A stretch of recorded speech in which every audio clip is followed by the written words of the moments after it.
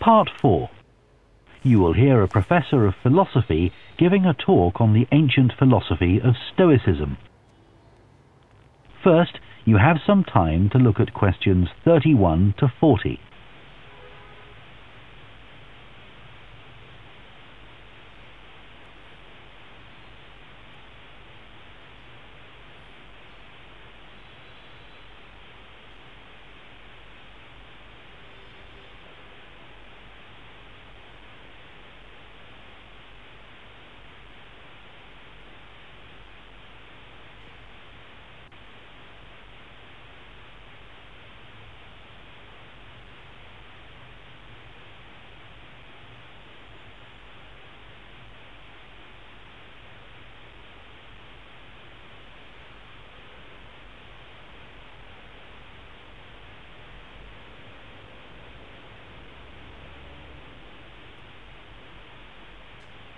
Now listen carefully and answer questions 31 to 40. Ancient philosophy is not just about talking or lecturing or even reading long, dense books. In fact, it is something people have used throughout history to solve their problems and to achieve their greatest triumphs. Specifically, I am referring to Stoicism, which in my opinion is the most practical of all philosophies and therefore the most appealing. Stoicism was founded in ancient Greece by Zeno of Citium in the early 3rd century BC, but was practiced by the likes of Epictetus, Cato, Seneca, and Marcus Aurelius. Amazingly, we still have access to these ideas, despite the fact that the most famous Stoics never wrote anything down for publication. Cato definitely didn't. Marcus Aurelius never intended his meditations to be anything but personal. Seneca's letters were to be anything but personal.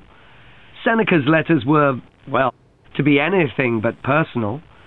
Seneca's letters were, well, letters, and Epictetus's thoughts come to us by way of a note-taking student. Stoic principles were based on the idea that its followers could have an unshakable happiness in this life, and the key to achieving this was virtue. The road to virtue, in turn, lay in understanding that destructive emotions like anger and jealousy are under our conscious control. They don't have to control us, because we can learn to control them. In the words of Epictetus, external events I cannot control, but the choices I make with regard to them I do control. The modern-day philosopher and writer Nassim Nicholas Taleb defines a Stoic as someone who has a different perspective on experiences which most of us would see as wholly negative. A Stoic transforms fear into caution, pain into transformation, mistakes into initiation, and desire into undertaking. Using this definition as a model, we can see that throughout the centuries, Stoicism has been practiced in more recent history by kings, presidents, artists, writers, and entrepreneurs.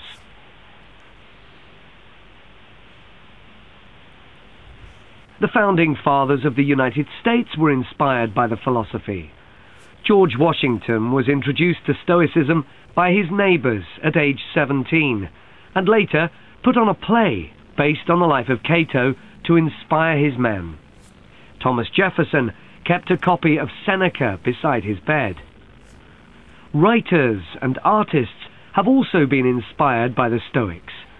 Eugene Delacroix, the renowned French Romantic artist, known best for his painting Liberty Leading the People, was an ardent Stoic, referring to it as his consoling religion.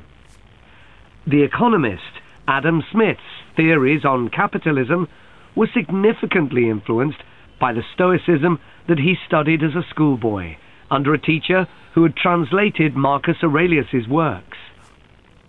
Today's political leaders are no different, with many finding their inspiration from the ancient texts. Former US President Bill Clinton rereads Marcus Aurelius every single year, and many have compared former President Obama's calm leadership style to that of Cato. Wen Jiabao, the former Prime Minister of China, claims that Meditations is one of 2 books he travels with, and that he has read it more than 100 times over the course of his life. Stoicism had a profound influence on Albert Ellis, who invented cognitive behavior therapy, which is used to help people manage their problems by changing the way that they think and behave. It's most commonly used to treat depression. The idea is that we can take control of our lives by challenging the irrational beliefs that create our faulty thinking, symptoms, and behaviors by using logic instead. Stoicism has also become popular in the world of business. Stoic principles can build the resilience and state of mind required to overcome setbacks, because Stoics teach turning obstacles into opportunity, a lesson every business entrepreneur needs to learn. I would argue that studying Stoicism is as relevant today as it was 2,000 years ago, thanks to its brilliant insights into how to lead a good life. At the very root of the thinking, there is a very simple way of living. Control what you can and accept what you can't. This is not as easy as it sounds and will require considerable practice. It can take a lifetime to master. The Stoics also believed the most important foundation for a good and happy life is not money, fame, power, or pleasure, but having a disciplined and principled character, something which seems to resonate with many people today. That is the end of part 4. You now have 1 minute to check your answers to part 4.